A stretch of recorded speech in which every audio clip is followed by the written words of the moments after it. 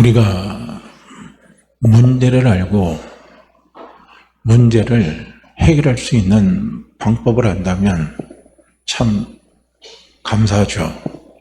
근데 문제는 뭐가 문제냐면 문제가 있는데 그 문제가 어디에서 왔는지 무엇 때문에 그 문제가 일어났는지 우리가 알지를 못하고 그리고 또 그 문제에 대해서 대처할 수 있는 힘이 없을 때 참으로 참 난감합니다. 참 어려울 때가 많아요.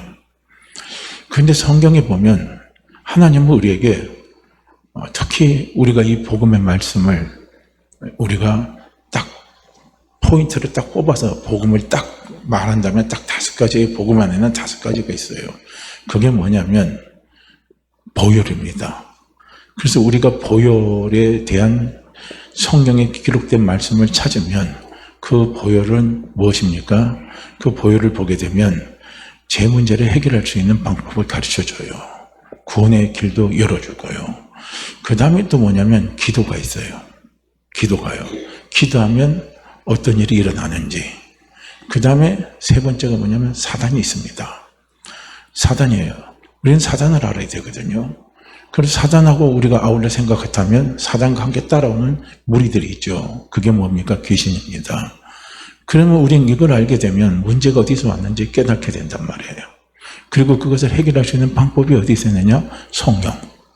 네 번째가 포인트가 성령입니다. 성령님 의지해야 돼요. 성령이 붙들고 가야 돼요. 그게 성령님 의지하고 붙들고 가는 게 그게 무엇입니까? 기도하는 거예요. 기도가 빠진 성령님을 의지한다는 건 있을 수가 없어요. 될 것 같지만 절대 되질 않더라고요. 우리는 거기에 속고 사는 겁니다. 그래서 성령님을 의지한다는 건 기도하는 삶이 돼야 된다는 거예요. 기도죠. 그리고 마지막에 우리가 중요한 건 뭔 줄 아십니까? 아무리 복을 많이 받고 아무리 내가 건강하고 아무리 오래 산다 할지라도요.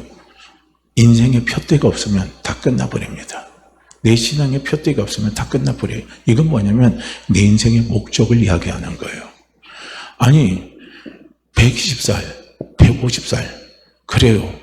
좋은 약 먹고 정말 좋은 식품 먹고 그렇게 오래오래 사람들 인생의 목적이 없는 사람은 그 건강들, 그 긴 수명들 다 어디 갖다 씁니까? 좋은 데 갖다 써요? 나쁜 데 갖다 써요? 대부분은요, 좋지 않은데 전부 다 갖다 씁니다. 사람들이 돈 많이 많고요, 좋은 위치에 올라가면 좋은 데 쓰는 게 많아요? 나쁜 데 쓰는 게 많아요? 나쁜 데 쓰는 게 많습니다. 자기를 드러내고, 남을 우습게 보고, 남을 짓밟고, 이런 데 다 갖다 씁니다. 왜냐? 표대가 없기 때문에 그래요. 오직 돈, 건강, 자녀 하는 사람은요, 자녀가 될 때가 건강이 좋아지고, 그 다음에 어떻게 해요? 물질이 많이 들어와요. 그럼 거기다 채워지면 그게 딱 목적이 이루어진 거예요. 그게 자녀만을 바라보고 인생의 전부를 투자하고 간 사람들이 나중에 가슴 치고 후회하는 일이 너무너무 많이 있습니다. 비일비재하게 일어나요. 내가 너를 어떻게 했는데 네가 나를 버렸어? 그래요. 결혼해서 또 내가 너를 어떻게 키웠는데 또 아내가 이제 며느리가 들어오잖아요. 그러면 저 아들 입장에서는 부인이잖아요.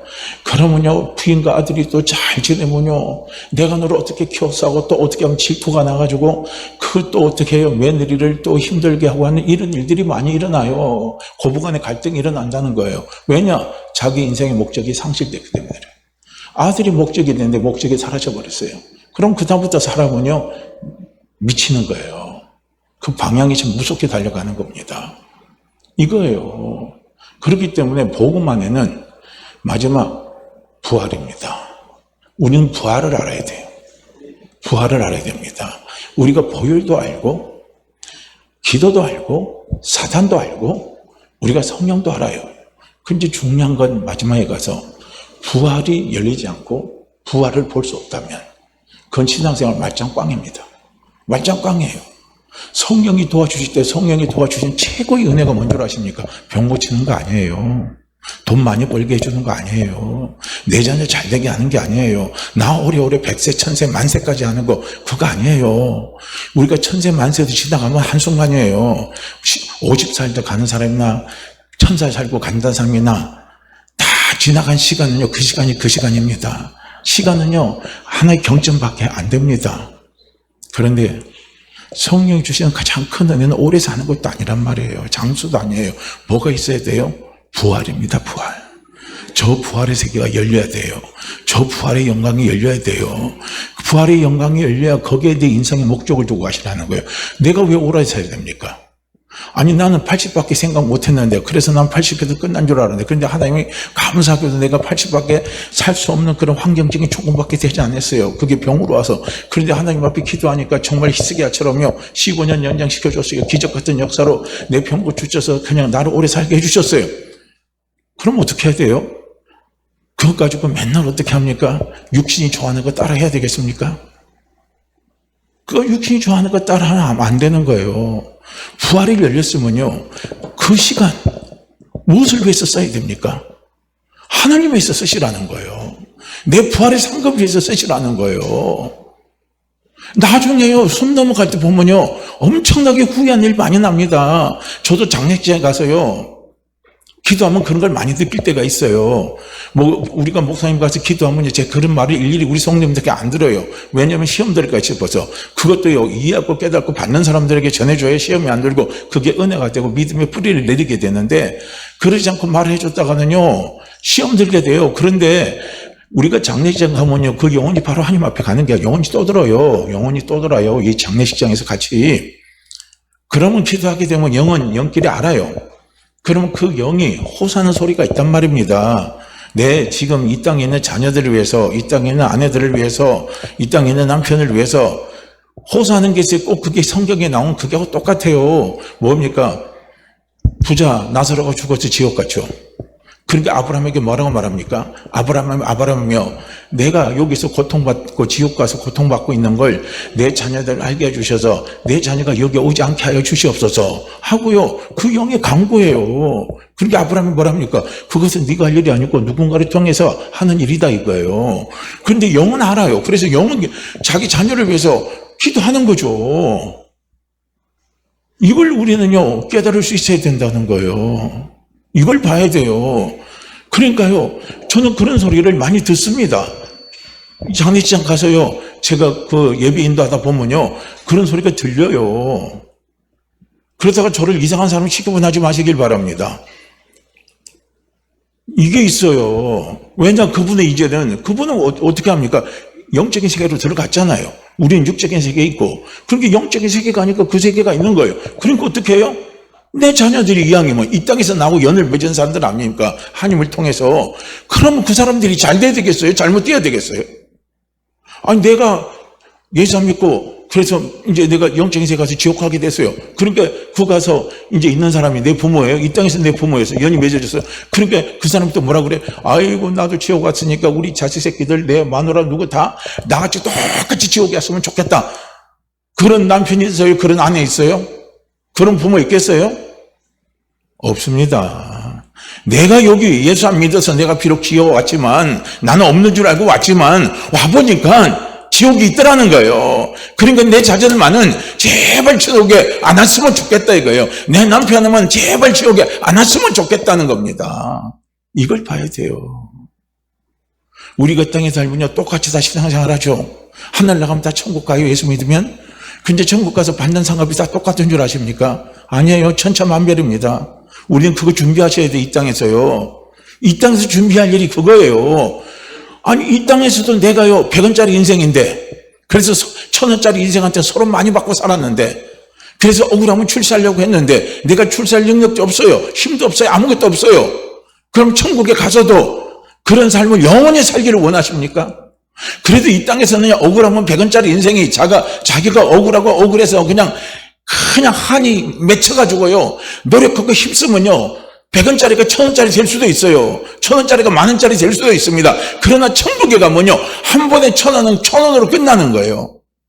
한 번에 1원이면 1원으로 끝나요. 더 이상 기회가 없어요. 만원이면 만원으로 살아가는 거예요. 그렇기 때문에 우리는 이 땅에서 살아갈 때 가장 중요한 내 인생의 표대를 보셔야 된다는 거예요. 내 인생의 목적을 봐야 돼요. 신앙생활도 누구를 위해서 하는 게 아니에요. 나를 위해서 하는 겁니다. 내 영적인 축복입니다. 내 부활의 축복을 위해서 내가 신앙생활하는 거지. 아이고 내가 우리 마누라, 내가 우리 남편 체면 봐서, 얼굴 봐서, 목사님 얼굴 봐서 내가 교회 나오지. 물론 그런 걸 잘 모를 때는 얼마든지 그렇게 할 수 있어요. 그러나 우리가 신앙생활 어느 정도 했다면요, 이제는 저 부활의 세계가 열려야 돼요. 그게 장성한 신앙인입니다. 장성한 신앙인은요, 어디다 표대를 두고 가냐면 부활의 상을 위해서 표대를 두고 가요. 거기에 표대를 두고 가는 거예요. 그래서 부활의 신앙은, 교회는 장성한 신앙의 삶을 살고 있는 사람들은요, 그런 교육이 많으면 교회의 분위기가 어떤 분위기로 바뀌냐면요, 섬기는 분위기로 바뀌어가는 거예요. 섬기는 거예요. 한 영을 세워주고, 한 영은 돌봐주고, 한 영의 바라서기까지 내가 희생해주고 참아주고 하는 게, 이게 전부 다 뭡니까? 내 부활의 상급을 쌓아가는 것들이에요. 그를 위해서 기도해 주는 것들이에요. 그게 전부 다 부활의 상급을 쌓아가는 거예요. 그런데 어린아이는 뭡니까? 맨날 내 거만 달라는 거예요. 내 거 안 채워주면 삐지고, 내 거 안 채워주면 마음 상하고, 내 거 안 채워주면 그냥 돌아서고 막 이래요. 이건 어린아이 신앙이에요. 그럼 부활이 열리질 않았어요. 부활이 열려야 된다는 거예요. 그래서 복음 안에는 이 5가지가 있는 거예요. 보혈이 있죠, 기도가 있죠, 성령이 있죠, 사탄이 있죠, 부활이 있습니다. 그런데 오늘 함께 읽은 본문의 말씀을 보시게 되면 예수님이 해당에서 귀신을 쫓아내는 장면이 나옵니다. 그러면 우리는 여기서 봐야 될 것이 무엇이냐면요, 왜 우리가 보면요, 그 귀신이 그 해당 안에서 뭐라고 이야기하고 있습니까? 당신은 누구라고 그래요? 하나님의 아들입니다. 정답 이야기했죠. 정답 이야기했죠. 정답을 이야기했는데 왜 예수님이 그를 내쫓아요? 왜 예수님이 그를 내쫓아요? 나는 당신이 하나님의 아들인 것을 압니다고요. 귀신 들린 사람이 와서 귀신이 막 이야기해주면 다른 사람이 다 보고 있잖아요. 그럼 얼마나 좋습니까? 아니, 저도 그랬으면 좋겠어요. 누가요, 다 저거 예배 드리는데 항상 예배 드릴 때마다 목사님 뒤에 예수님이 함께 하시는 그 모습을 맨날 저는 봅니다. 맨날 저는 봅니다 하고 그분이 그냥 앞에 나가서 계속 간증해 주면요, 제 영적인 힘이 얼마나 이게요, 권위가 있겠습니까? 그런데 예수님은 귀신들은 그렇게 이야기했어요. 근데 예수님이 꾸짖고 내쫓았어요. 왜 그런 줄 아십니까? 그때 예수님이 하나님의 아들인 것을 드러내면 안 되거든요. 그러니까 귀신이 하는 일은 뭐냐면, 첫째는 하나님의 일을 하지 못하게 해요. 귀신은 하는 일이 뭡니까? 꼭 육적인 일만 하게 만들어요. 세상에 하나 영적인 일은 하지 않게 만들어요. 전부 다 뭡니까? 땅의 일만 바라보고 땅의 것만 생각하고 땅의 것을 추구해 가도록 만들어버리는 거예요. 여기서 귀신이 하나님의 아들이라고 밝히면요, 예수님이 십자가에서 못 박혀 돌아가시겠어요? 안 돌아가시겠어요? 절대로요, 군중들이 예수님을 십자가에 못 박게끔 내버려 두질 않아요. 왕으로 모시지. 그런데 하나님의 뜻은 무엇입니까? 우리의 죄를 위해서, 우리의 추악한 죄를 위해서 예수님이 십자가에 못 박혀 돌아가셔야 되는 거예요. 거기서 비참하게 돌아가셔야 돼요. 아주 잔인하게 돌아가셔야 돼요. 조롱받으면서 돌아가셔야 돼요. 그리고 예수님이 어떻게 해야 됩니까? 살아나셔야 된다는 거예요. 이것이 이루어져야 하나님의 일이 이루어지는 거예요. 하나님의 언약이 이루어지는 거예요. 누구를 위한 하나님의 언약입니까? 오늘 나를 위한 하나님의 언약이 이루어지기 때문이라는 겁니다. 그런데 그 일을 하지 못하게 지금 방해하는 자가 누구냐? 그 자가 바로 누구냐면은 귀신들이에요. 사단은 자기가 직접 전면에 나서서 움직이질 않아요. 사탄도 밑에 있는 부하들을 움직여요. 그게 사단이 움직이는 부하들이 누구냐면요, 그게 바로 마귀들이에요. 그게 바로 귀신들인 거예요. 그게 바로 악한 영이라는 겁니다. 이 악한 영대로 움직이는 거예요. 이 귀신대로 움직이는 거예요.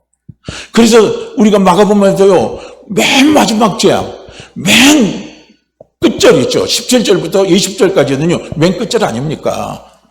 그 부분에서 마가가 뭘 우리에게 자꾸 이야기를 하고 있습니까? 복음을 믿는 사람, 복음을 믿는 사람들에게는 뭐가 나타나느냐? 귀신을 쫓아내는 역사가 일어난다는 거예요. 표적이 따른다 그랬어요. 그 표적의 첫 번째가 뭐냐면 귀신을 쫓아내는 거예요. 우리는요, 귀신을 쫓아내는요, 그 일을 해야 돼요. 우리 각자에게도 해야 되고 남에게도 그 일을 해줄 수 있어야 돼요. 제가 이 이야기를 자꾸 반복적으로 해서 죄송하지만요, 제가 군대 갔을 때 이등병 때입니다. 그때 구사단하고 연합훈련을 했어요. 우리 일사단하고요. 연합훈련 종료가 오전 10시인데 10시 딱 1시간 전에 우리가 이제 마지막 고지 점령령에서 쭉 이제 산 등성이를 타고 올라갔어요. 그래서 정상에서 올라갔는데 우리가 찬 덤프트럭이 갑자기 브레이크가 작동이 안 되는 거예요. 그렇게 브레이크 에어가 파열됐다 그러더라고요. 운전병이 한 소리를 제가 뒤에서 들었거든요. 그런데 그 정상 중앙에 딱 우리 차가 가는데 거기에 구사단장, 이제 투수사 차가 우리를 찔러서 그 앞으로 딱 가는 거예요. 바로 앞으로 가는 거예요. 그러니까 우리가 브레이크가 파열이 됐으니까 속도가 가속이 붙을 거 아니에요.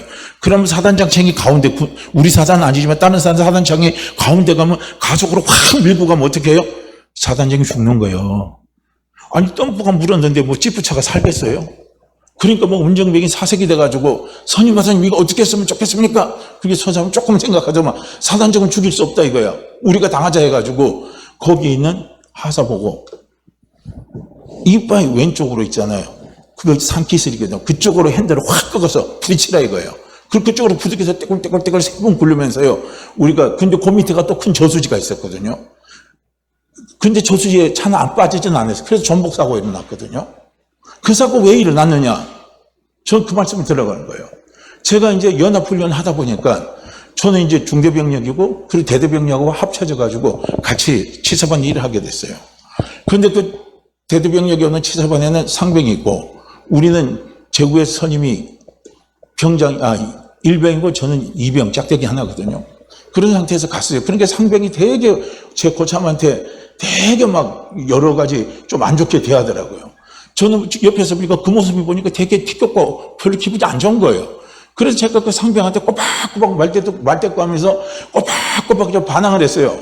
그게 나중에 상병이 화되니까 막 이제 몽둥이를 때리려고 하는데 손목을 딱 잡고 왜 그러냐고. 그 둘이서 이제 싸움 붙는 장면이 선임한테 봤어요. 그러니까 1병, 2등병 놈은 왜 상병한테 되느냐고. 상병이 2병 하나 못 잡아서 그 모양이냐면서 둘 다 엎드려 뻗치라면서 그때 이제 좀 뭐락했어요. 그러고 난 다음에 제 자신이 조용히 한번 돌이켜봤어요. 제가 한 행동이 잘한가 잘못한가를 돌이켜봤는데 생각해보니까 그러면 안 되는 거죠. 짝대기 3개한테 짝대기 3개까지 오려면 얼마나 오래 걸려요, 시간이요. 그래서 제 성격이 너무 안 좋다. 그래서 하나님 앞에 기도한 거예요. 하나님, 왜 제 성격은 이 모양입니까? 그때 좀 참고 그랬어야 되는데 왜 대들고 빽빽거리는 이 모양입니까? 하나님, 제 성격 좀 고쳐지도록 제게 표정을 보여주세요. 기도했어요. 그러니까 그 사건이 터진 거예요. 전복 사건이 터진 거예요. 그 기도 끝나고 나서 30분 후에 그렇게 됐거든요. 그러고 나서 제가 사고 끝나고 나서 딱 어떻게 한 줄 알아요? 하나님 앞에 무릎 꿇고 기도했어요. 하나님 감사합니다 하고. 표정을 보여줬잖아요. 그런데 지금 돌이켜 생각해보면 그런 기도는 참 엄청난 기도를 한 거예요. 하나님의 표정으로 보여주시는데 제가 왜 이 말씀을 드리냐면요. 제가 원하고 싶지 않아요. 난 남들한테 싸움하고 싶지 않아요. 나는 남들한테 싸움 딱 대고 싶지 않아요. 나는 남들한테 좋은 소리 듣고 살고 싶어요. 나는 남들하고 화평하면서 살고 싶어요. 그런데 어떻게 합니까? 우리의 삶에 내 성격이 내가 원하는 대로 하지를 못하는 겁니다. 우리 그런 거 많이 체험하시죠? 한번 보세요. 우리가 세상의 삶을 살아갈 때도 마찬가지고 우리가 교회에서 신앙생활 할 때도 마찬가지인 거예요. 교회에서 신앙생활하면 온유해야 돼요. 온유한 성품이 좋은 거예요. 참을 줄도 알아야 되고요. 손해볼 줄도 알아야 되고요. 다 섬길 줄도 알아야 되고 이런 것들이 돼야 되고 교회 나오면 성경도 많이 읽어야 되고 기도도 많이 해야 되고요. 그 다음에 하나님 앞에 물질적인 부분에 헌신도 있어야 되고 이런 부분들이 다 있어요. 그런데 사람마다 가지고 있는 천성이라는 게 있습니다. 천성은 타고난 성품이에요. 타고난 성품이 소심한 사람은요, 대범한 사람을 따라가지 못해요. 타고난 사람이요, 남들한테 잘 베푸는 성격이면 잘 베풀어요. 그런데 남들한테 타고난 성격이 잘 베푸는 게 안 되는 분들은요, 성격상 안 되는 분들은 못해요. 남들한테 직선적으로 말을 하는 성품이 있는 사람이 있어요. 근데 남들한테 직선적으로 말을 못하는 사람이 있어요. 속으로 끙끙 소가리감 하는 그런 성격, 그건 타고난 성격입니다. 그렇게 타고난 성격은 내가 못 고쳐요. 그거는 그 성격 근본 자체는 못 고칩니다. 그러니까 텔레비 프로에 보면요, A형 사람이 O형 사람이 되면 좋겠는데 A형은 O형을 원하는 거죠. A형은 소심하거든요. O형은 그래 좀 대범하니까. 그런데 그걸 막 부러워하고 대인관계를 자기가 부러워하니까 O형은 그렇게 못해요. A형은 그렇게 못해요. 그러니까 이제 책도 보고 상담사 찾아가면 어떻게 하면 내가 A형인데 O형 형태의 사람으로 살아가야 되겠습니까 하고 상담사가 찾아가서 물어보면요, 상담사가 그럴 때는 당신 성격만 생각하지 말고 O형인 사람들 성격하고 비교평가하면서 다른 사람들이 당신이 그렇게 해도 당신을 그렇게 생각하지 않는다고 뭐 여러 가지 조언을 해주면서요, 성격을 극복할 수 있도록, 성격 자체를 못 바꿔요, 극복할 수 있도록 조언은 줘요. 조언은 줍니다. 그래서 성격 자체는 자기 자체 못 고치는 거예요. 그러면 A형이 가지고 있는 성격의 단점이 있고 O형이 가지고 있는 성격의 단점이 있어요. 그런데 이 사탄이라는 존재는, 이 귀신이라는 존재는요, 아주 교묘한 거예요. 이 귀신이라는 존재는요, 우리의 단점을 가지고 사탄은 거기에서 역사해버리는 거예요. 귀신은 거기에 들어가서 역사해버리는 거예요. 그러니까 소심한 사람 속에 귀신은 들어가서 그 소심한 성격 속에 귀신은 계속 누르게 되고요. 그 다음에 너무너무 막 있잖아요. 막 대부분 사람은요, 너무너무 대범하게 남을 의식하지 않게 행동을 하게 해가지고 주변을 힘들게 만들고 자신도 힘들어져요. 사단에는 그 단점 속에 들어가서 역사하는 거예요. 이게 사자가 아닌 짓입니다. 그렇기 때문에 사도 바울이 이런 자기 자신의 모습을 자기가 고백한 것이 어디서 나오냐면요, 로마서 7장 14절에서부터 보면 그 사도 바울이 고백하는 고백이 나옵니다. 뭐라고 고백하냐면, 우리가 율법이 영적인 것이라는 사실을 압니다 그래요. 제가 이거는 우리 쉬운 말 성경에서 제가 옮겨가지고 타입 붙여서 옮겨서 지금 드리는 게, 개정개혁에서 하는 게 아니에요. 그걸 좀 쉽게 풀어서 한 겁니다. 우리가 율법이 영적인 사실을 압니다. 그러니까 하나님의 말씀은 영적인 말씀이에요. 이게 육의 말씀이 아니라는 거예요. 영적인 사실을 압니다. 그러나 나는, 사도 바울은 이야기하는 거예요. 나는 영적이지 못하며 제 노예로 팔린 사람입니다. 그렇죠? 우리가 예수 그리스도를 믿고 나면 우리가 분명히 하나님의 자녀가 되지만요, 중요한 것은 무엇인 줄 아십니까? 내가 영적으로 깨어있지 못하면 내가 영적이지 못해요. 할렐루야. 영적이라는 것은 무엇입니까? 영적으로 깨어 있어야 된다는 거예요. 왜냐하면 우리는 아직까지도 예수 믿었지만 죄용서 다 받았고 우리 안에 성령이 함께하고 계시지만은요, 내 육신 자체는 전부 다 영적인 사람은 아니라는 거예요. 두 개가 같이 있어요. 영것이 있고 육적이 있어요. 이 육적인 속에 성령이 들어와 계시는데, 그래서 나는 영적으로 깨어 있지 못하면 영적이질 못하는 거예요. 제 몸에 팔린 그런 상태로 살아가는 거예요. 그러니까 사도 바울이 그렇게 고백해요. 영적이지 못하며 제 뇌로 팔린 몸입니다, 이걸. 이 당시에도 사도 바울은 예수를 믿었거든요. 믿었지만은 아직 영적인 사람이 되지 않은 거예요. 우리가 교회에 나와도요, 두 종류의 사람이 있어요. 영적인 사람이 있고 육적인 사람이 있어요. 육적인 사람은 내가 예수 믿기 전에 있는 그 방법대로 그대로 살아가는 사람이에요. 내가 주인이 돼서 살아가는 사람이에요. 그러나 영적인 사람은 누구냐면 내 안에 성령님 계십니다. 우리가 예수 믿는 순간에 성령님이 우리 안에 들어와 계십니다. 그럼 그 성령님의 인도함을 받고 성령의 도우심을 받고 살아가는 사람이, 그 사람이 누구냐면 영적인 사람이에요. 그래서 영적인 사람은요, 기도할 수밖에 없다는 거예요. 기도를 하는 거예요. 우리가 기도하다가 기도를 쉬면요, 우리는 육적인 사람으로 금방 넘어가 버려요. 그리고 아예 자연인입니다. 그 사람은 예수 그리스도를 안 믿는 사람이에요. 이렇게 사람은 크게 보면 세 종류로 나눌 수 있고, 교회 안에도 두 종류만 저는 있으면 좋겠어요. 자연인은 없으면 좋겠습니다. 교회는 나오는데 예수 그리스도를 안 받아들이고, 교회는 나왔는데 아직까지 예수 그리스도를 만나지 못한 사람은 우리 교회는 적어도 없기를 원합니다. 그거 많으면요, 큰일 나요. 큰일 나요. 그 교회는 망한 교회입니다. 우리 교회는 예수 그리스도 믿으면 우리는 하나님의 자녀가 됐습니다. 예수 그리스도 믿으면 우리는 죄용서 받았습니다. 예수 그리스도 믿으면 우리는 천국 갑니다. 이거는 분명한 거예요. 그러나 이 땅에서 내가 살아갈 때는 영적인 사람으로 살아가느냐, 육적인 사람으로 살아가느냐, 그 차이는 있어요. 육적으로 살아가는 사람들은 육의 것을 쫓아서 심어요. 그러니까 썩을 것을 거둬요. 그러니까 나중에 천국 가면 아무것도 없다는 거예요. 영적인 사람은 영적인 것을 가지고 영적인 것에 투자를 해요. 그러니까 하늘나라 가면 상급이 많이 있다는 겁니다. 그래서 우리 교회는요, 작지만 큰일을 할 수 있으려면 우리 교회에 영적인 사람들이 많이 있어야 된다는 거예요. 영적인 사람들이 있어야 돼요. 영적인 사람은 자기의 신앙의 푯대가 있습니다. 자기 인생의 푯대가 분명한 사람입니다. 목적이 분명해야 돼요. 그런데 사도 바울은 자기가 그런 거예요. 나는 예수 믿었지만 아직 영적이지 못하다. 나는 제 노예로 지금 팔린 몸 상태로 있다 이거예요. 그래서 나는 내가 하는 일을 이해하지 못하겠습니다. 그런 거예요. 왜 이해하지 못하냐? 자기가 이해하지 못한 게 그게 뭐냐면요. 자기가 예수 믿고 난 다음에 정말 우리하고 똑같았을 거예요. 나도 성경도 많이 읽고 전도도 열심히 하고 다른 사람과 부딪히지 않고 정말 예전에 내가 가지고 있던 그 포악한 성격대로 사도 바울도 보면요. 성격이 직선적이라 사람 많이 상처 줘요. 같이 모이면 우리 목사님들 보면은 성도님들한테는 그런 성격 표현을 잘 안 해요. 그러나 우리 목사님들끼리 있을 때는 자기 성격 표가 막 나와요. 지적인 사람 막 지적으로 막 지적해버려요. 뭐 주변에 있거나 말거나 상처를 많이 줄 수도 있어요. 근데 사도 바울 성격은 직선적인 성격이에요. 그러니까 자기가 자기의 약점을 다 알거든요. 그러니까 나는 내 자신을 이해하지 못하겠습니다. 그러는 거예요.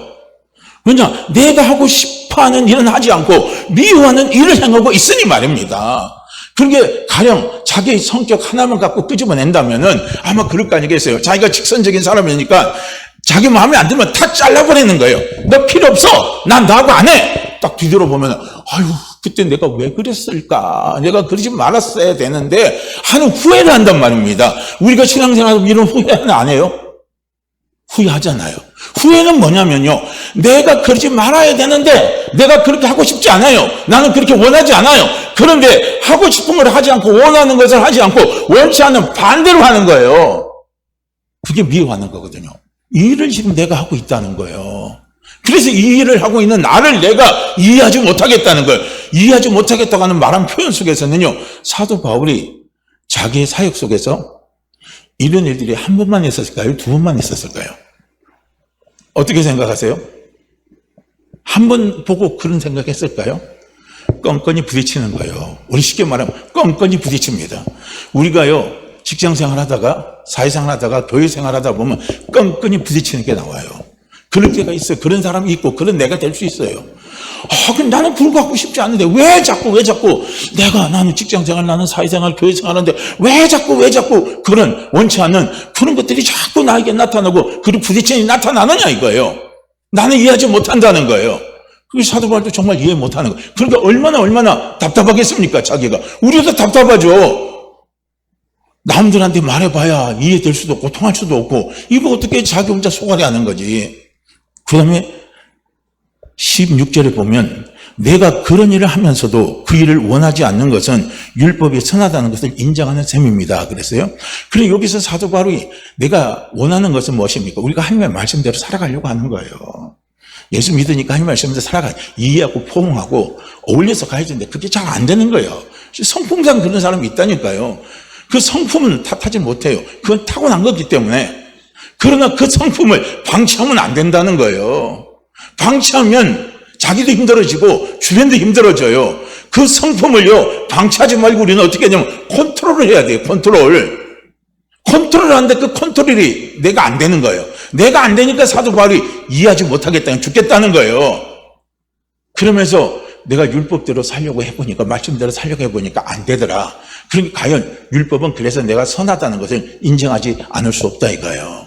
나는 그러지 못하니까. 그러면서 그런데 이제 원하지 않는 일을 하는 존재가 누군가를 아는 거예요. 나로 하여금 워낙 하나님의 말씀대로 순종하고 하나님의 말씀대로 내가 순종하며 살아가는 신앙인으로서 삶을 살아가고 여자 원하는 것을 하지 못하게 하는 존재를 이제 내가 알았다는 겁니다. 할렐루야. 우리는 신앙생활 할 때 이 존재를 알아야 돼요. 왜 내가 성경을 읽고 싶은데 왜 읽지 못하느냐? 내가 왜 전도하고 싶은데 왜 전도를 못하느냐? 내가 왜 하나님 앞에 좀 더 헌신하고 좀 더 봉사하고 가족들을 위해서 좀 더 희생하고 내가 내 남편을 내 아내를 내가 내 자녀들을 정말 교회 성도들을 전부 내가 이해하면서 올리면서 그렇게 나는 가고 싶은데 왜 그것이 되지 않느냐? 그래요. 근본적으로 내 성격 자체가 원한 성격이 그러지. 그 성격 때문에 안 될 수 있어요. 그런데 그것보다 그 존재가 있더라는 거예요. 존재. 할렐루야. 존재를 봐야 된다는 거예요. 우리로 하여금 신앙생활하면 영적인 생활을 해야 되는 거예요. 신앙생활은 절대 육적인 생활이 아니에요. 신앙생활은 영적인 생활입니다. 할렐루야. 신앙생활은 땅의 영광을 바라보고 가는 게 아니라 신앙생활은 하늘의 영광을 바라보고 가는 거예요. 이걸 보셔야 된다는 거예요. 그런데 어떻게 합니까? 신앙생활을 하지 못하게, 제대로 하지 못하게 하는 그런 존재를 내가 봤다는 거예요. 그래서 그런데 이제는 원하지 않는 일을 하는 존재는 내가 아니라 내 안에 살고 있는 죄입니다. 이거예요. 이 죄를 받다는, 제가 그렇게 하더라는 거예요. 제가. 그러니까 우리는 착각하면 안 돼요. 내가 예수 믿는 순간 우리는 죄 용서는 다 받았어요. 그렇기 때문에 나는 절대로 죄 안 짓는다. 죄는 나하고 상관없다. 내 죄 짓지 않는 사람이다. 우리가 그렇게 생각하면 사단에게 속고 사는 거예요. 우리가 성령을 쫓아가면 죄를 이길 수는 있어요. 그러나 절대 죄는 안 짓는다는 말은 못해요. 죄하고 싸워서 이길 수 있는 건, 그 죄를 다스릴 수 있는 힘은요, 성령의 도우심을 받아야 된다는 거예요. 영적인 삶을 살아가야 죄하고의 싸움에서 이길 수가 있는 거예요. 그런데 여기서 사도 바울은 이제는 깨달았어요. 내 속에 죄가 있구나. 이 죄라는 존재예요. 죄라는 존재는 뭐냐면 우리 속에 뭡니까? 사단이가 있구나. 귀신이 뿌리고 있구나. 이걸 본 거예요. 내 안에 이 악한 귀신이 있어서 나로 하여금 원하는 것을 못하게 하는 거예요. 우리가 이것도 놓고 기도하셔야 돼요. 예배를 드릴 때 자꾸 말씀이 안 들려요. 목사님 무슨 말인지 못 알아요. 집중이 잘 안 돼요. 맨날 들으면 그 말이 그 맞고 똑같아. 이렇게 되는 분들은요, 기도하시길 바랍니다. 그래서 30분 일찍 와서 기도하세요. 하나님, 저로 하여금 주님의 말씀에 집중할 수 있게 하시고, 예배 때 말씀한 거 들을 수 있는 길을 열어주시옵소서. 자꾸 그래, 나는 그게 안 들려서 너무 힘이 듭니다. 들게 좀 해주십시오. 그렇게 기도를 하셔야 돼요. 성령의 도우심을 구해야 된다는 거예요. 우리가 성경을 좀 깨닫지 못하니까 그냥 창세기 처음 1장 1절 읽고 그 다음에 더 보고 자요. 그리고 나는 왜 창세기 1장 1절만 하고 나머지 못 가느냐? 그러지 말아요. 기도하세요. 성령님, 성경 읽을 때 좀 재밌게 읽어지게 하시고, 성령님, 성경 읽을 때 좀 내게 막 감동도 오게 해주시고, 그거 알게 해주시고 해달라고 자꾸 기도하면서 성경을 읽어야 창세기 1장 1절 있다 그냥 감동이 와서 눈물 펑펑펑펑 막 울릴 수도 있어요. 레기 말씀 들으니까 맨날 짐승 잡아서 죽이고 피 뿌리는 것밖에 없는데, 이거 지겨워서 어떡해. 기도하고 읽어보세요. 재질반에 짐승 죽이고 재질반에 짐승 죽이고 각을 떠서 다 불태워 죽이잖아요. 내가 죄인이면요, 내가 그렇게 되는 거예요. 내가 내가 감당하려면 어떻게 해요? 내가 죽고 내 몸 다 각떠서 불사하게 돼요. 그런데 그걸 누가 감당해 주셨어요? 예수 그리스도가 감당해 주셨잖아요. 그러니까 그 은혜가 얼마나 감사합니다. 그거 깨달아지면 눈물이 펑펑 나는 거예요. 우리가 신명기 28장도 한번 보세요. 저주하고 축복의 장이 나오면 저주장 읽으면 막 엄청 무서워요. 오돌오돌 막 떨립니다. 그런데 한번 보세요. 예수 그리스도 믿는 나를 하나님 당신 자녀 주시고 그 모든 저주를 다 담당해 주셨어요. 그거 생각하면서 28장 한번 읽어보세요. 눈물이 안 날 일인가? 하나님 앞에 감사하지 않을 일인가? 너무너무 감사하죠. 그러니까 이렇게 기도를 하시라는 거예요. 왜 나는 베푸는 게 안 될까요? 왜 나는 성격이 직설적일까요? 왜 나는 소심할까요? 왜 나는 인색할까요? 하는 이런 부분들이 있으면요, 그것 때문에 못한다는 게, 내 성격이라서 못한다는 게 아니라 극복할 수 있도록 성령께 도움을 구하시기를 바랍니다. 성령님, 제 성격이 좀 이렇게 부드럽게 될 수 있도록 성령께서 제 성격을 잡아주십시오. 눌러주십시오 하고 기도를 해야 된다는 거예요. 기도하면 성령이 그 성격을 잡고 누르고 갈 수 있도록 도와주신다는 거예요. 우리의 육을 컨트롤해서 나갈 수 있는 건 영적인 것밖에 없습니다. 그리고 그 영적으로 달려갈 때요, 우리는요, 율법을 우리는 지켜갈 수가 있는 거예요. 근데 그렇지 않으면 우리 힘으로는 절대로 율법을 지킬 수가 없는 거예요. 그래서 사도 바울은 내 안에 죄가 그렇게 하더라는 걸 봤어요. 이제 봤어요. 그 다음에 뭡니까? 18절에 보면 나는 내 안에, 다시 말해서 나의 죄악된 본성 안에 선한 것이라고는 하나도 존재하지 않는다는 사실을 깨달았습니다. 이거예요. 그러니까 우리 육신에, 우리가 예수 그리스도를 믿으면 성령이 우리 안에 들어가세요. 그래서 우리의 몸이 하나님의 성전이라고 고린도전서에서 이야기하죠. 그런데 우리 몸은 하나님의 이제 성전인데, 그 성전의 가장 중심이 뭔지 아십니까? 지성소예요. 그 지성소는 어디에 있냐면 우리의 이 안에 있습니다. 지성소가. 이 지성소는 거기에요. 그렇기 때문에 우리는 성령이 딱 들어온 순간에 나는 그냥 선한 것이 전부 다 선한 줄 착각을 하는 거예요. 그게 아니라 내 육신 안에는 내가 예수 그리스도를 믿기 전에 자리 잡고 있던 이 죄들이죠. 그 귀신들이죠. 이것들이 내 안에는 아직도 머물고 있어요. 이 안에서는 머물고 있어요. 그걸 우리는 봐야 돼요. 그리고 하나님이 영입하시는 지성소가 있어요. 그 지성소는 우리의 가장 깊은 곳에 있습니다. 그게 있어요. 그런데 우리는 지성소로 들어가야 어떻게 합니까? 성령의 인도함을 받는 거예요. 그래야 종화작용이 일어나 버리는 거예요. 그래서 내 안에 선한 것이 하나도 없다는 걸 나는 깨달았다는 거예요. 그렇죠. 그 깨달아야 돼요. 그래야 내가 선을 행할 능력이 하나도 없다는 걸 아는 거예요. 내가예요. 내가. 우리는 그리스도 안에 들어가야 돼요. 내가가 아니라 그리스도 안에 들어가야 된다는 거예요. 내가 내 안에 들어가서 내가 뭘 해도 아무것도 못합니다. 왜냐하면 내 안에는 선한 것을 행할 수 있는 힘이 하나도 없어요. 선한 것 중에 최고의 선이 율법이에요. 율법을 행할 능력이 없다는 거예요. 그 율법을 순종하고 율법을 지켜나갈 수 있는 힘은 영적인 데서 오는 거예요. 그 성령의 인도함을 받아야 되는 거예요. 그런데 나한테 선행할 능력이 없는 내가 어떻게 합니까? 선하게 살아가려고 하니까 안 되더라 이거예요. 할렐루야. 마음은 온인데, 이게 딱 표현하면 그거예요. 마음은 온인데 육신이 약하더라 이거예요. 내 마음. 그게 성령의 지성소, 성령에 계신 지성소는요, 내 마음 속에 있어요. 내 마음 속에. 근데 우리의 마음이 움직이려면 뭐가 움직여줘야 돼요? 의지가 움직여줘야 되는 거예요. 근데 그 의지 속에 딱 꺼내리고 있는 게 뭐니? 그게 바로 귀신들이에요.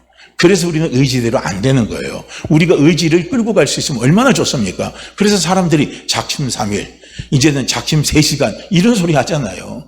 내가 아무리 선하게 살려고 노력하고 힘쓰고 애써도요, 이게 잘 안 돼요. 내 의지를 컨트롤을 못하는 거예요. 그러니까 저도 매일같이 기도하는 게 뭔 줄 아십니까? 아침마다 일어나면 기도해요. 그리고 순간순간 기도해요. 성령님 감사합니다.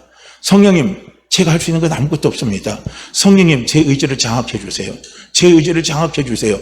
제 의지를 장악해 주셔서 제 의지를 점령해서 성령이 제 의지를 움직여 주세요. 움직여 주세요. 그래야 의지대로 살 수가 있습니다. 목회자인 제가 원하는 의지가 뭐겠습니까? 목회자가 제 마음에 원하는 소원이 무엇이겠습니까? 성도님 사랑하고 하늘 영광 바라보고 기도하고 말씀하고 그 다음에 어떻게 합니까? 전도 열심히 하면서 이게 살아가고 그렇게 하고 싶은 게 무엇이에요? 그게 목회자의 마음이 원하는 거예요. 우리 성도도 다 그런 게 다 원하시잖아요. 근데 원하는 거 있는데 뭡니까? 내 의지가 안 따라주는 거예요. 내 의지가 움직여주지 않는 거예요. 반대로 원치 않는 쪽은 자꾸 가는 거예요.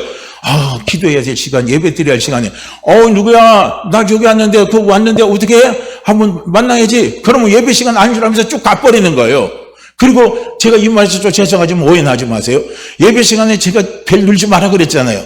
알아요, 들었어요. 안 해야지 했는데 벨이 따르르 울리면 어떻게 해요? 그냥 벨 받으러 가요. 안 해요. 의지돼요. 의지가 순응을 안 하는 거예요. 의지가 순응을 안 해요. 우리 집에 가서 텔레비전 봐도 그래요. 저도 그전에 연속극 좀 이야기했잖아요. 예배 딱 끝마치고 가면 연속극 한번 딱 빠지면요, 그 사람이 되게 궁금해요. 그러게 예배 드리다가 보면 그 연속극이 만약에 10시 넘어 10시 반에 하면 괜찮은데 이게 갑자기 8시 반으로 띄어졌다 그러면 그다음부터는 그냥 기도 시간 딱 끝나고 나면 그게 생각나는 연속극이 그 다음에 어떻게 되는가 막 궁금하니까 기도가 집중이 안 돼요. 빨리 하고 가야지. 그래갖고 연속극 가서 봐요, 솔직히. 보고 나면 재밌네. 이거 했는데 이거 잘 끌어가네. 그러면 신나게 해요. 그거 절제해야 되거든요. 근데 내 의지가 안 따라주는 거예요. 하고 나면 저는 어떻게 그때 기도했어야 되는데 그놈은 끝이 내 다치는 이제는 내 이게 텔레비 안 봐. 이제 연속극 시리즈 안 빠져. 그래갖고요, 어떻게 합니까? 또 이제 조금 한 몇 번 안 봐요. 근데 누가 와서 딱 틀어놔. 이거 연속극 재밌는데 목사님 한번 봤어요? 또 궁금하니까 한번 또 틀어봐. 재밌어. 그럼 또 가. 그럼 그게 반복되어 오는 거예요. 그럼 또 어떻게 해요? 하나님, 내가 그러지 말았어야 했는데 왜 나는 이 모양입니까? 하고 울면서 막 또 하나님 얘기하잖아요. 의지가 잘 안 따라주는 거예요. 성령께 사로잡혀야 의지가 성령이 원하는 방향으로 가요. 그렇지 않으면 내 의지는 육이 좋아하는 쪽으로 다 가버리는 거예요. 그러다 보니까 기도 시간 없어져, 말씀 시간 없어져, 다 없어지잖아요. 연속극 다 보다가 땡 치고 그냥 자고 일어나는 거예요.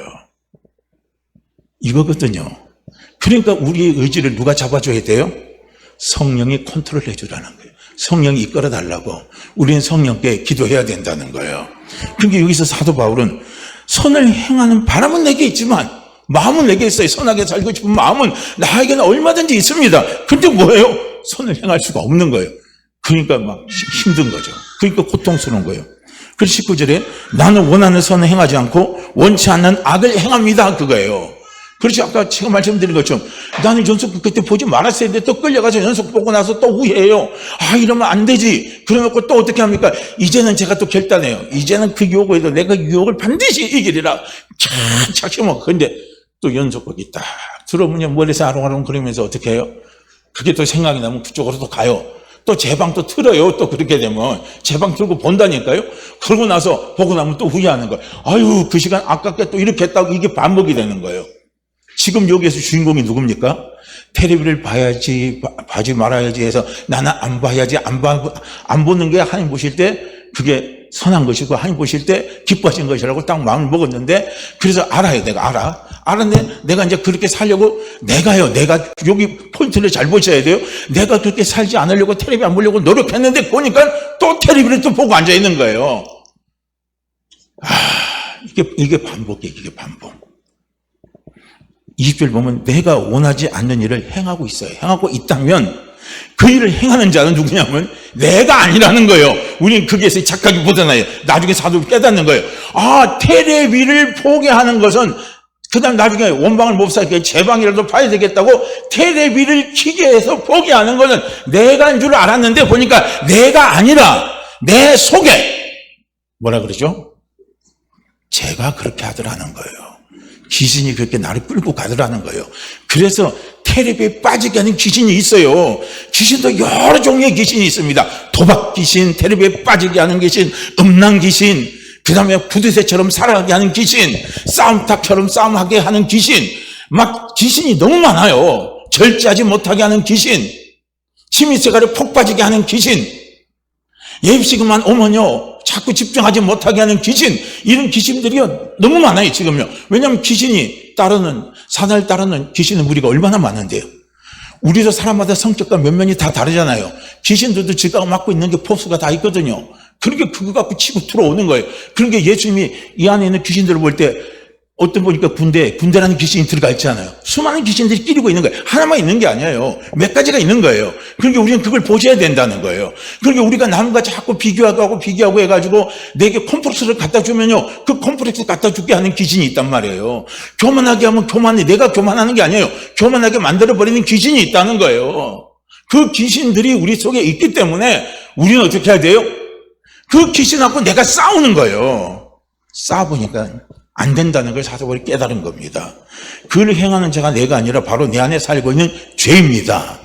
그러므로 나는 이런 법칙을 발견했습니다. 법칙은 바뀌지 않는 거예요. 절대로 안 바뀝니다. 주님이 오시는 그날까지, 우리가 천국 가는 그날까지 안 바뀌어요. 선을 행하려는 마음은 내게 있지만 마음은 있어요. 근데 뭡니까? 악이 늘 나하고 함께 있다는 거예요. 그래서 내 의지가 선으로 끌려가야 되는데 보니까 악으로 끌려가더라는 거예요. 그래서 22절에 보면 사실 내 중심 속에서 하나님의 법을 즐거워합니다. 여기서 내 중심 속이 뭡니까? 이게 바로 내 영이란 말이에요. 내 영. 내 영은 하나님의 법을 즐거워하는 거예요. 할렐루야. 그 영이 가는 곳이 지성소예요. 그 우리 속에 이게 지성소가 여기 있는 거예요. 여기는 아니에요. 이쪽에서 통제가 돼야 돼요. 이쪽에서 통제가 안 되면 마음은 원하는데 움직이지 못하는 거예요. 이해가 되시죠? 그지? 왜 뭐가 못 움직여요? 귀신이 여기서 꾸리고 앉아가지고 자꾸 어떻게 합니까? 영적으로서 가지 못하고 육적으로 가게 만들어 버린다는 거예요. 그러나 23절에 보면 나의 몸 여러 부분에서는 다른 법이 작용하고 있습니다. 그 법이 내 마음의 법과 싸워. 영적인 법과 귀신의 법이에요. 육신의 법입니다. 그 법이 자꾸 나하고 싸우는 거예요. 나하고 싸워. 지금 그래서 나를 내 몸에서 작용하고 있는 제 법에 사로잡히게 만들어버린다는 거예요. 그러니까 우리는 여기서 사도벌이 깨달은 게 뭐냐면 이 죄하고 싸우는 것은 내가 싸우면 백전백패라는 거예요. 할렐루야. 내가 싸우면 백전백패인 거예요. 그래서 육으로 갖고 있는 사람은 마귀와의 싸움에서 귀신과 있으면 백전백패합니다. 그런데 마음은 원인데 육신이 약하다면서 그러면서 육신에 끌려서 육신대로 살아가고 육신이 원하는 방향으로 세상이 좋아하는 방향으로 같이 그냥 어느 날 주님이 부실 때까지 그렇게 살다가 가버리는 거예요. 그러다가 나중에 딱 죽고 나서 현실이 딱 보니까 이거 아니네 하고 후회하는 날이 오는 거예요. 그래서 우리는 여기에서 바로 볼 수 있어야 된다는 거예요. 그래서 우리 속에 이 죄하고 나하고 싸우면 게임은 안 돼요. 내가 백전백패하고 그렇게 살아가 버리는 거예요. 그래서 24절에 보면 나는 참으로 비참한 사람입니다. 누가 이 사망에서 나를 구해줄 수 있겠습니까? 이거는요, 처절하게 싸움을 한 거예요. 사단과 싸움을 한 거예요. 귀신과 싸움을 한 거예요. 이기려고 싸움했는데, 그런데 의지가 작동이 안 돼주는 거예요. 그래서 백전백패는 자기 모습을 보니까 너무 비참하고 죽을 것 같은 거예요. 그래서 이 사망의 몸에서 누가 나를 건져낼 수 있겠느냐고 탄식하고 탄식을 한 거예요. 그러다가 25절에 우리 주 예수 그리스도의 나의 하나님께 감사합니다는 거예요. 답이 나온 거예요. 왜 하나님께 감사하냐? 예수 그리스도를 말미암아 하나님께 왜 감사하냐면 예수 그리스도를 믿었을 때요, 우리 죄 용서받고 그때 성령이 오신 거예요. 할렐루야. 그래서 그때 그 성령님을 의지하고 가보니까, 성령님을 붙들고 가보니까, 성령님이 인도함을 받아보니까 이제 감사가 나오는 거예요. 이제 그 죄에서 이길 수 있는 힘, 죄 짓고 나서도 이길 수 있는 힘, 그 죄에서 내가 끌려가지 않는 힘, 그 힘이요, 성령께 내가 붙잡혀서 달려가 보니까 그렇게 되더라는 거예요. 그래서 내가 하나님 아버지께 감사하다는 겁니다. 할렐루야. 그러니까 우리는요, 그래서 결론적으로 가면요, 우리는 마가복음 16장 17절에서 왜 그 말이 처음 나오냐? 믿는 자들에게는 이런 표적이 따르리니, 그 표적의 첫 번째가 뭐냐면 귀신을 쫓아내라는 거예요. 그래서 우리 속에 있는 귀신을요, 우리는 기도할 때마다 쫓아내시라는 거예요. 하나님 성질 안 부리게 해주세요. 하나님 정말 저도 담대하게 해주세요. 그렇게 기도해 주세요. 기도도 필요하지만요, 그러나 그것보다 더 강하게 나가는 기도는 뭐냐면 내 속에 나를 소심하게 만들어버리는 이 더러운 귀신아, 예수를 명하노니 떠나가라 하고요, 자꾸요 기신을 쫓아내라는 거예요. 귀신을 쫓아내라는 겁니다. 귀신을 쫓아내는 건 축사예요. 내 성품에 약한 것을 나도 알아요. 그래서 거기에서 자꾸 나를 함몰하고 빠지게 만들어버리잖아요. 그럴 때 어떻게 해요? 내 성격에 약한 것을 가지고 역사하는 더러운 귀신아, 내 소중한 속에 역사하는 더러운 귀신아, 나로 하여금 자꾸 콤플렉스 속에 살아가게 하는 더러운 귀신아, 나로 하여금 자꾸 교만한 마음을 갖다 주는 더러운 귀신아, 예수 그리스도 이름으로 명하노니 다 떠나갈지어다고요. 외치자는 거예요. 선포하시라는 거예요. 성경을 볼 때 왜 자꾸 졸리기만 졸립니까? 성경 읽을 때 졸리게 하는 이 더러운 귀신아, 예수를 몸량은 다 떠나가라. 기도할 때 기도가 잘 안 돼요. 그러면요, 선포하세요. 내 기도를 방해하는 더러운 귀신아, 예수를 명하노니 다 떠나가라 하고요, 선포하시라는 거예요. 그래서 우리 안에 있는 그 귀신을 쫓아내시면 돼요. 쫓아내면 그다음부터 나도 모르게 내 성품이 소심한 성품이요, 좀 담대한 성품으로 바뀌어져요. 그게 바뀌어집니다. 근본은 소심한 거지만 그걸 컨트롤할 수 있는 힘이 성령으로부터 공급이 되는 거예요. 인색한 내가 베풀 줄 아는 사람이 되는 건요, 성령의 컨트롤함을 받으면요, 베풀 수 있는 사람으로, 성격으로 바뀌어져요. 그걸 그대로 방치하면요, 되질 않아요. 그래서 귀신을 쫓아내라는 거 첫 번째가, 할렐루야, 이해가 되시죠? 그래서 여기서도 예수님도 이 사역의 현장에서 그런 거예요. 예수님이 해당 오늘날 예배당이거든요. 예배대상이 제일 중요한 건 무엇입니까? 말씀을 전하는 거예요. 하나님의 말씀을 전하는 건데, 하나님의 비밀을 전하는 건데, 오늘 요 귀신이 나타나서 사람들로 하여금 하나님의 말씀을, 하나님의 비밀을 듣지 못하게 만들어버리는 거예요. 그래서 예수님이 그 예배를 방해하는 그 더러운 귀신을 예수님이 쫓아내버린 거예요. 꾸짖으면서 쫓아내버린 거거든요. 그러니까 오늘 우리도 예배 드릴 때도 마찬가지고, 우리가 찬양 인도할 때도 마찬가지고, 찬양 앞에 나와서 찬양 부르는 사람들이 내 목소리가 아름답게 들리고 내 목소리를 들었을 때 사람들이 나의 목소리를 듣고 얼마나 나를 인정할까, 그런 건 다 빵점입니다. 뭐가 진짜인 줄 아십니까? 내가 찬양을 떠듬거려 하다 할지라도, 내가 찬양의 가사가 조금은 틀린다 할지라도, 곡이 조금은 안 맞는다 할지라도, 이 찬양 속에 자기의 진정한 신앙의 고백이 들어가야 된다는 거예요. 내 믿음의 고백이 들어가야 된다는 거예요. 하나님과 나와 만나기 기쁨과 고백이 그 안에 같이 흘러 들어가야 된다는 거예요. 성령이 자꾸 그 찬양 속에 역사해 달라고 자꾸 매달리면서 기도하면서 찬양을 인도하고 함께 찬양 속에 함께 하는 거예요. 그럴 때 그 찬양이 아름다운 찬양입니다. 그 찬양에 감동시키는 찬양이 되는 거거든요. 그렇지 않으면 안 되는 거예요. 그러니까 우리는 찬양 인도라든지 예배를 드릴 때라든지 기도할 때든지 안 될 때입니다. 문제는요. 안 될 때 쫓아내시길 바랍니다. 안 될 때는 안 되게 하는 영이 있어요. 할렐루야. 귀신은 철저하게 영적인 거하고 반대로 가게 만들어요. 하나님을 보지 못하게 만들어요. 성경을 인정하지 않게 만들어버려요. 철저하게 내 중심으로 모든 것을 바라고 판단하고 달려가게 하는 게 이게 바로 귀신이 하는 역사고 사단이 가는 전략입니다. 그 전략 속에요, 사단은 귀신들을 움직이는 거예요.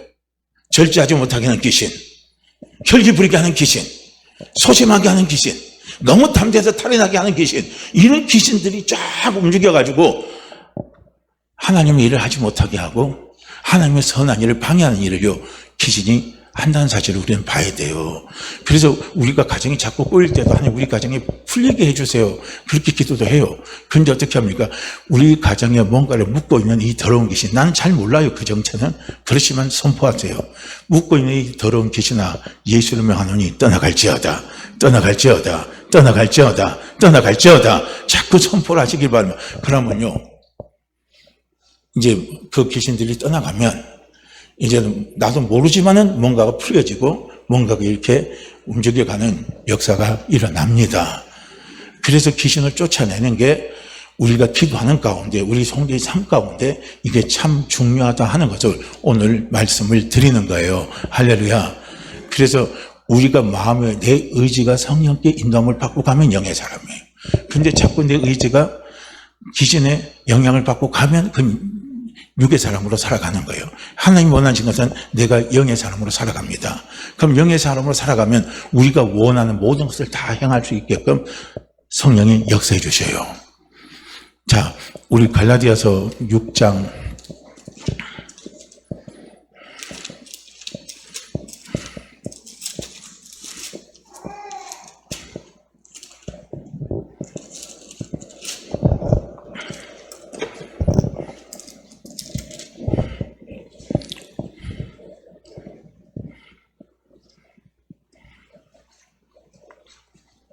자, 갈라디아서 5장입니다.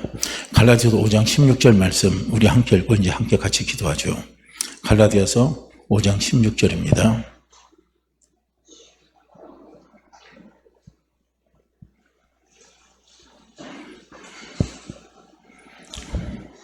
자, 함께 읽죠.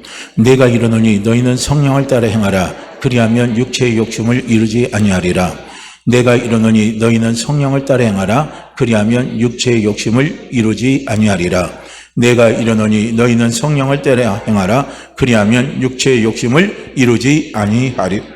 아멘. 육체의 욕심을 이루지 않고 우리가 원하는 그것을 이룰 수 있도록 성령께서 도와주십니다. 자, 이 시간 우리 함께 같이 주여의 지시고 기도합니다. 성령님 의지하게 하옵소서, 성령님 의지하게 하옵소서, 성령님 의지하게 하옵소서, 성령님 내 의지를 주관해 주시옵소서, 성령님 내 의지를 다스려 주시옵소서, 성령님 내 의지를 이끌어 주시옵소서. 그래서 내 마음에 원하는 것을 하나님 그대로 하나님의 뜻대로 하나님 살아갈 수 있도록 도와주시옵소서. 우리 주여 한번 지시고 기도합니다. 주여! 할렐루야. 하나님 아버지, 할렐루야 아버지, 할렐루야 아버지, 이 시간 아버지 앞에 우리 아버지 앞에 감사함을 아버지 앞에 감사하고 기도합니다. 오 성령이, 오 성령이, 오 성령이, 오 성령이, 오 성령이 도와주시고 도와주시옵소서. 우리